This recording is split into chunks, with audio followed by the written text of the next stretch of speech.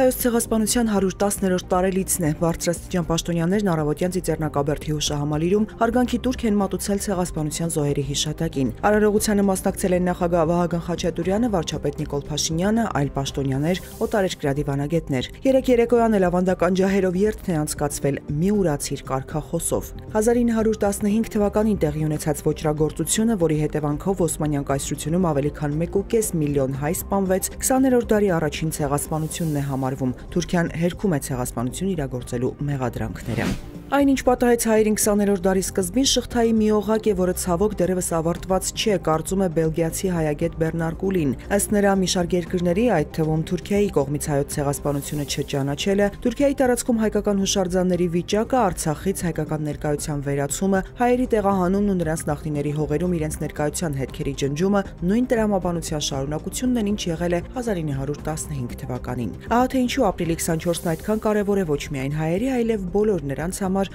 ովքեր արդարության կողմնակից են, շեշտել է Բերնար Կուլին։ Երեկուշ երեկոյան ժամը 22:20-ի սահմաններում Ադրբեջանի զինված ուժերի ստորաբաժանումները կրակ են բացել Սյունիքի մարզի Խոզնավար բնակավայրի ուղղությամբ, ինչի հետևանքով բնակելի տուն է վնասվել, տուժածներ չկան։ Ապրիլի 19-ին նույնպես ադրբեջանական կողմը կրակել էր Խոզնավար բնակավայրի ուղղությամբ, ինչի հետևանքով վնասվել էր գյուղի բնակելի տներից մեկի տանիքում տեղադրված արևային ջրատաքացուցիչը։ Արձագանքելով Խոզնավարի ուղղությամբ կրակոցների մասին Երևանի հայտարարությանը, Բաքուն այն ապատեղեկատվություն է որակել։ Եվրախորհրդարանի պատգամավոր Ֆրակկոս Էմանուել Ֆրակկուլիսը քննադատել է Եվրամիության արտաքին գործերի եւ անվտանգության քաղաքականության հարցերով հանձնակատար Կայա Կալասին ապրիլի 25-ին Ադրբեջան կատարելիք պաշտոնական այցի կապակցությամբ։ Նույն պատգամավորը գրել է, որ Հայաստանն ընտրում է ժողովրդավարությունը, ընդունում է Եվրամիությանն անդամակցության մասին օրենքը, բախվում է սպառնալիքների, սակայն Եվրամիության արտաքին քաղաքականության ղեկավարն այցելում է ավտոկրատ Ադրբեջան։ Ինչու վարձատրել ագրեսորին եւ անտեսել բարեփոխիչին, Կայա Կալասը ինչ մեսիջ է ուղարկում դեմոկրատական Հայաստանին, որը պաշտպանում է իր հողերն Ադրբեջանից, նշել է եվրոպացի պատգամավորը։